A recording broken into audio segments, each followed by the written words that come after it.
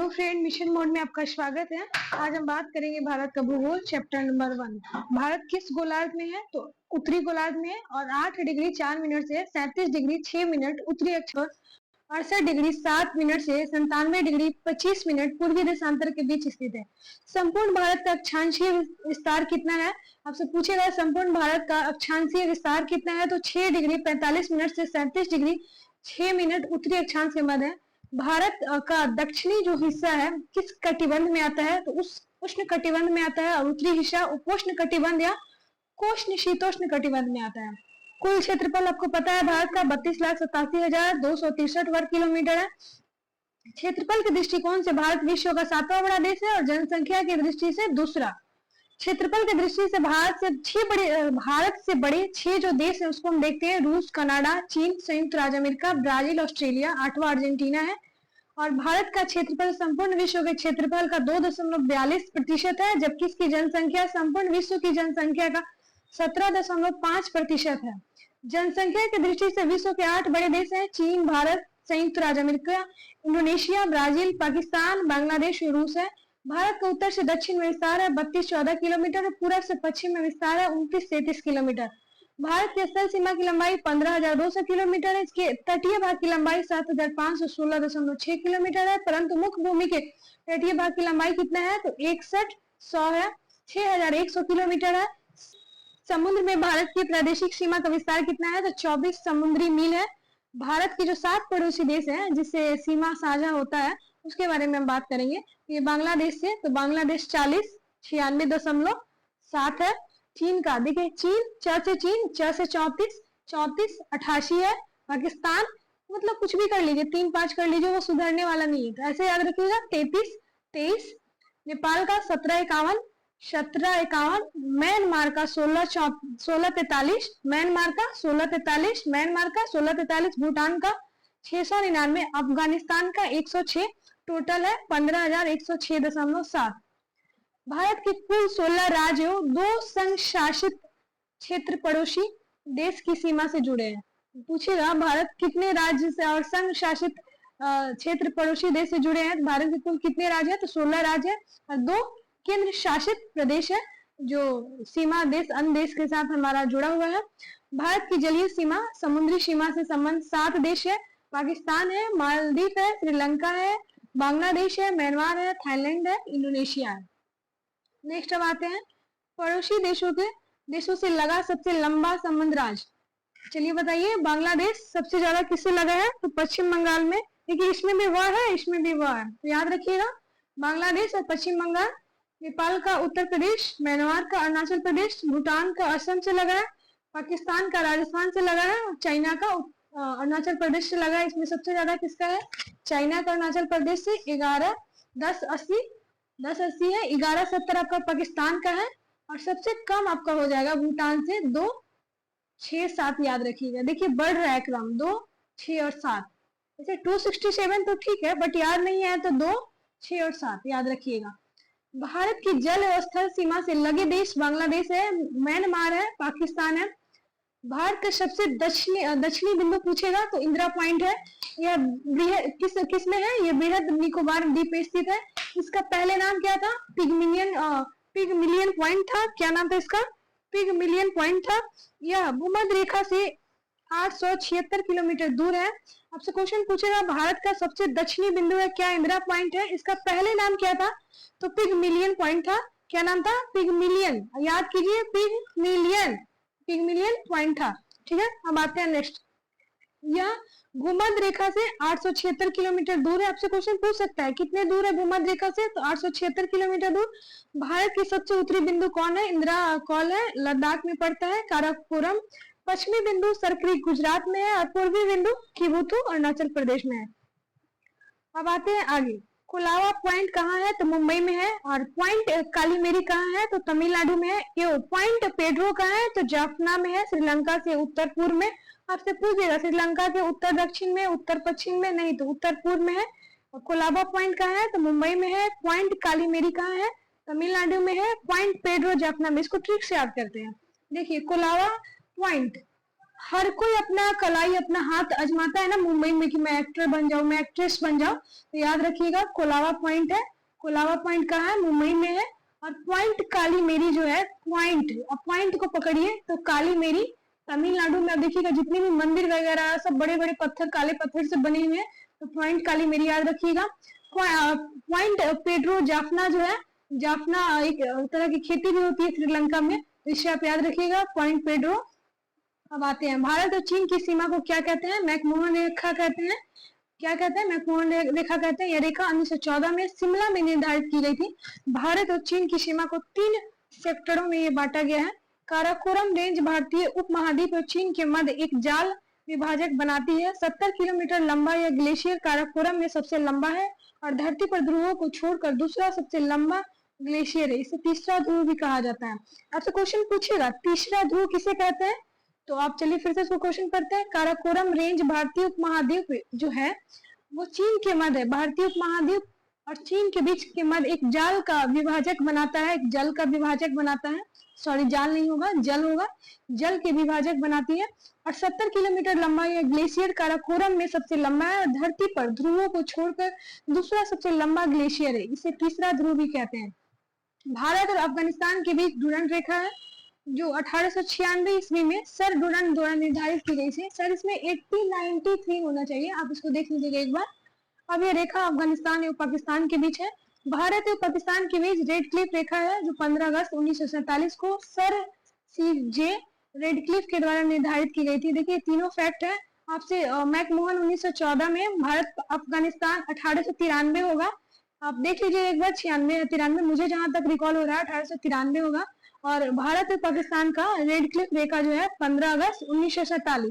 तो भारत पाकिस्तान 1947, मैकमोहन 1914 और भारत अफगानिस्तान 1896। तो इसमें दिया है, मुझे जहां तक लगता है 1893 शायद इसका होगा। आप एक बार देख लीजिएगा और कमेंट बॉक्स में जरूर मैसेज कीजिएगा। भारत और पाकिस्तान के बीच ये हम देख लिए। अब आगे आते हैं। भारत और नेपाल के मध्य काली नदी सीमा बनाती है। पटकाई की पहाड़ी भारत को किससे अलग करती है? तो म्यांमार से अलग करती है।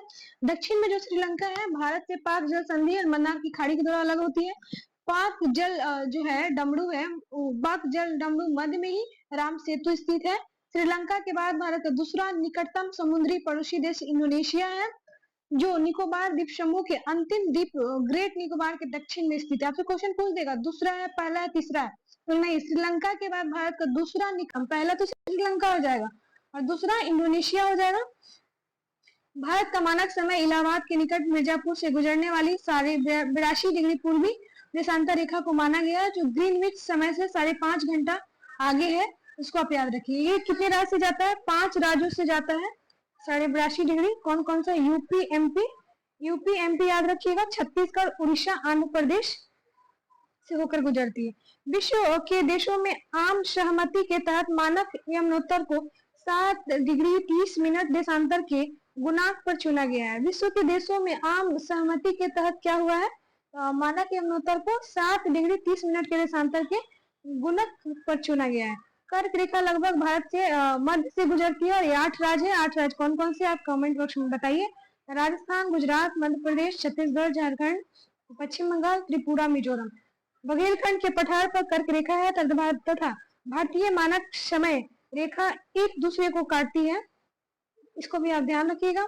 अब आते हैं नेक्स्ट। पृथ्वी की चुंबकीय विषुवत रेखा दक्षिण भारत में त्रिवेंद्रम से गुजरती है। आपसे क्वेश्चन पूछेगा पृथ्वी की चुंबकीय जो विषुवत रेखा है वो दक्षिण में भारत में कहाँ से गुजरती है? तो त्रिवेंद्रम से गुजरती है। त्रिवेंद्रम से गुजरती है।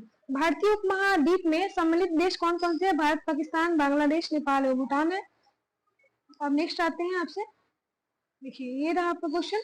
पूछेगा आपसे सर्वाधिक राज्यों की सीमा से लगा राज्य कौन है? यूपी है। इसकी सीमा 8 राज्यों उत्तराखंड, हिमाचल प्रदेश, हरियाणा, राजस्थान, मध्य प्रदेश, छत्तीसगढ़, झारखंड और बिहार से लगी है। उत्तर प्रदेश की सीमा राष्ट्रीय राजधानी क्षेत्र दिल्ली से भी लगती है। भारतीय राज्यों में गुजरात राज्य की तटरेखा सर्वाधिक लंबी है, 1663 याद रखिएगा। इसके बाद आंध्र प्रदेश की तटरेखा है। भारत के 9 राज्य तटरेखा से लगे हैं। क्वेश्चन पूछा है कितने राज्य लगे हैं भारत की तटरेखा से? तो 9 राज्य लगे हैं। 9 राज्य कौन कौन से है? चलिए देखते हैं। गुजरात, महाराष्ट्र, गोवा, कर्नाटक, केरल, तमिलनाडु, आंध्र प्रदेश, उड़ीसा और पश्चिम बंगाल है। पूर्वोत्तर भारतीय राज्यों में नागालैंड, मणिपुर, अरुणाचल प्रदेश और सिक्किम की सीमाएं बांग्लादेश से नहीं मिलती है। किसकी किसकी नहीं मिलती है? मणिपुर, अरुणाचल प्रदेश या सिक्किम की सीमाएं नागालैंड, मणिपुर, अरुणाचल प्रदेश, सिक्किम की सीमाएं बांग्लादेश से नहीं लगती है। पाकिस्तान की सीमा से लगे 3 भारतीय राज्य है, राजस्थान, गुजरात और पंजाब। पाकिस्तान की सीमा से कौन कौन से राज्य लगे हैं? एक तो राजस्थान 1170, गुजरात 506 506 याद रखिएगा। एक तो 1170 506 और 425 यानी 425 425 याद रखिएगा। ये पंजाब से है। एक बार इसको रिकॉल करते हैं। पूर्वोत्तर भारतीय राज्यों में नागालैंड, मणिपुर, अरुणाचल प्रदेश, सिक्किम की सीमाएं बांग्लादेश से नहीं लगती है। और पाकिस्तान की सीमा से लगे 3 राज्य कौन कौन से हैं? तो राजस्थान है, गुजरात है, पंजाब है। अब नेक्स्ट क्वेश्चन आप बताइए। अरुणाचल प्रदेश की सीमा पूर्व में म्यांमार से, पश्चिम में भूटान से, उत्तर में चीन से मिलती है। अरुणाचल प्रदेश की सीमा पूर्व में क्या है? म्यांमार है, पश्चिम में भूटान है। अब इमेजिन कीजिए ना अपने दिमाग में, वैसे ज्यादा अच्छे से याद होगा। पूर्व में देखिए म्यांमार, पश्चिम में भूटान और उत्तर में चीन से मिलती है। सिक्किम की सीमा नेपाल, भूटान और चीन से मिलती है। 3 और बांग्लादेश से घिरा त्रिपुरा राज्य है। केवल उत्तर पूर्व में असम और मिजोरम से जुड़ा है। यांग्यार दरे के पास ब्रह्मपुत्र नदी भारत में प्रवेश करती है। जोजिला दरे का निर्माण सिंधु नदी द्वारा, सिपकिला का निर्माण सतलुज नदी द्वारा, जलेपला का निर्माण तीस्ता नदी के द्वारा है। ये क्वेश्चन भी पूछता है, आप इसको ऐसे याद रखिएगा।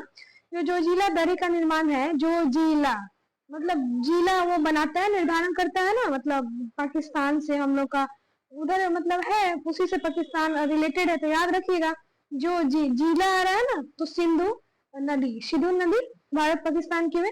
तो क्या रखिए आप? जो जिला, सिंधु नदी, सिपखिला से सिपखिला, से सतलज नदी है, से सिपखिला, से सतलज नदी है। जलेपला, जल हम तभी लेंगे ना जब थक हार के आएंगे, बैठेंगे तीस्ता नदी के पास, तो फिर हम क्या करेंगे? जलेपला करेंगे। कहाँ पे? वो तीस्ता जलेपला का निर्माण किसके हुआ है? तीस्ता नदी से हुआ है। ठीक है। क्या क्या याद रखिएगा? जोजिला दरी का निर्माण सिंधु से, जिला बनाता है सिंधु नदी, ऐसे याद रखिएगा। सिपखिला का निर्माण सतलज, से सिपखिला सतलज, और जलेपला का निर्माण तीस्ता नदी द्वारा हुआ है। लद्दाख में स्थित काराकोरम दर्रा भारत का सबसे ऊंचा दर्रा है। कितना है? 5624 मीटर है लद्दाख में जो स्थित है। यहाँ से चीन को जाने वाली एक सड़क बनाई गई है। ठीक है, उसको ध्यान में रखिएगा। राष्ट्रीय राजमार्ग एक का जो है 1A लेह को जोजिला दर्रे से होते हुए कश्मीर घाटी से जोड़ता है। रोहतांग दर्रा कुल्लू घाटी को हिमाचल प्रदेश की लाहौर और स्पीति घाटियों से जोड़ता है। ये भी क्वेश्चन पूछता है।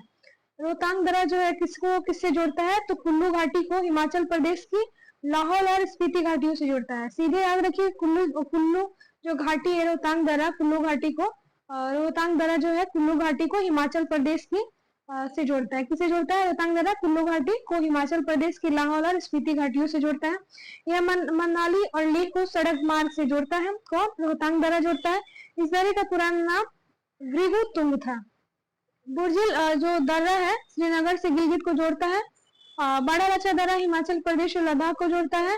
देखिए बुर्जिल श्रीनगर से गिलगित तक, वहां पे हमेशा बमबारी होते रहता है ना, इसको याद रखिएगा। श्रीनगर से गिलगित तक क्या होता है? बमबारी होता है, तो बुर्जिल हो जाएगा।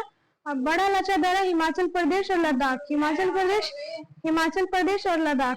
बनिहाल दर्रे से जम्मू से श्रीनगर जाने का मार्ग गुजरता है। जौहर सुरंग इसी में स्थित है। आपसे पूछ देगा जो बनिहाल दर्रे से जम्मू से श्रीनगर जाने का जो मार्ग गुजरता है, तो जौहर सुरंग कहाँ है? इसी में है, बनिहाल दर्रे में। और ये देश का सबसे छोटा दर्रा है। तुजू दर्रा भारत, मणिपुर और म्यांमार को जोड़ता है। तुजू दर्रा किसको जोड़ता है? मणिपुर, म्यांमार को जोड़ता है। ये देखिए, इसको याद रखिएगा। किससे किसको जोड़ता है? राष्ट्रीय राजमार्ग 1A को लेह को जोजिला दर्रा होते हुए कश्मीर घाटी से जोड़ता है। और रोहतांग दर्रा कुल्लू घाटी को हिमाचल प्रदेश के लाहौल और स्पीति घाटियों को जोड़ता है। और बम गिरते रहता है श्रीनगर से गिलगित में, तो उसको याद रखिएगा। बुर्जिल दर्रा।